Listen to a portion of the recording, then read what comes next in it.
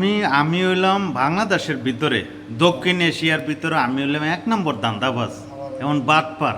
বিয়ে করছে দুইটা হ্যাঁ কিন্তু আমার লগে দান্দাবাজি করতে আইছে মনে করেন যে রং নাম্বারে ফোন দিয়ে আমারে স্যার আসসালামু আলাইকুম স্যার স্যার করতে করতে আমার শেষ আমি তো অস্থির কিরে স্যার কয় আমারে কি না জানে কি পরে কয় স্যার আপনার একটা বিকাশ আইডিয়া আছে আপনার বিকাশ অ্যাকাউন্ট আছে স্যার ওটাতে সমস্যা আমাদের সার্ভারের বিভিন্ন রকমের কথাবার্তা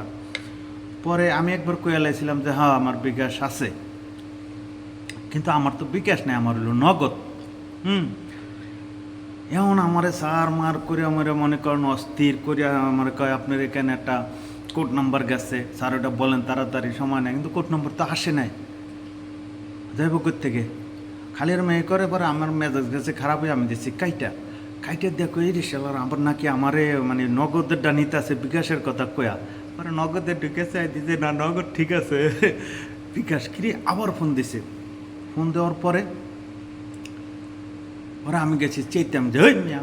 ডিজিটাল যুগ মিয়া আমি আছেন বাটপারি করতাম আমার লগে আমার তো মিয়া বিকাশ নাই আমার তো নগদ হ্যাঁ আপনি নগদ করলেন তাহলে বুঝতাম কিন্তু আপনি বিকাশ আপনি তো সিটার এই কী বলেন স্যার হ্যাঁ আপনার বিকাশ আইডিয়া আছে আপনার আমার নাম কয় আবার আমার নাম কয় আমার নাম্বার কয় আমি তো ভাই অবাক কিরে আমার নামও কয় আবার আমার নাম্বারও ঠিক আছে কিন্তু আমার বিকাশ তো নাই আমার তো নগদ তাহলে মানে আমার মনে সাইজ করতেছে নগদের ডিকা আবার কেটে দিছি কেটে দিয়ে আবার নগদে গেছে যাই দিই না নগদ ঠিক আছে পরে তো ভাই অনেকক্ষণ এগুলোকে মনে করেন যে হ্যাঁ এইভাবে লড়াই চলতেছে ইফতারের মনে করেন যে আধা ঘন্টা আগে ভাই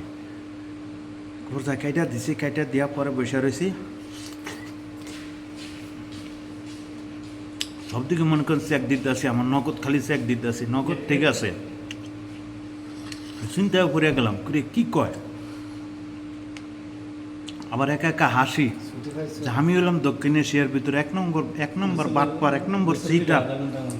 আমার কুমার ভিতরে মনে করেন সিটারি সবসময় বাসে আমার লাগাইছে সিটারি করতে এইটা মনে করি আবার হাসি পরে আস্তে আস্তে চিন্তা করে দেখলাম যে এই না আমার তো এই নাম্বার একটা বিকাশ বহুদিন আগে করছে কিন্তু আমি লেনদেন করিনি বুঝলেন এই হলো কাহিনী আমার লাগে করছে পরে দেখে যে না ওটা তো আমার নাই কোনো টাকা পয়সা নাই লেনদেন করি নাই কিন্তু নগদ আমার নগদ আছে নগদে আমি লেনদেন করি হ্যাঁ বুঝলেন এমন আমি তো অস্থির যে শালা ডিজিটাল যুগে আইসা সোরেও মনে করেন বাটফারের পাল্লায় পড়লে আর কি বুঝলেন বাড়ি সোর পড়ছে বাটফারের পাল্লায় পইরা মনে করেন সব কিছু এলোমেলো হয়ে গেছে আমি বললাম বড় বাটফার আমার লগে আইছে মনে করেন সোরে বাটফারি করতে ধরা কে গেছে আর করে মনে করেন 40 মিনিট পর্যন্ত খালি এইভাবে ঘুরাইছি তো যাই হোক আপনারা সবসময় খেয়াল রাখবেন কখনো বিকাশ আমার নগদ অফিস থেকে আপনাকে ফোন দিবে না দিয়ে এই সমস্ত কথা বলবে না খুবই সাবধান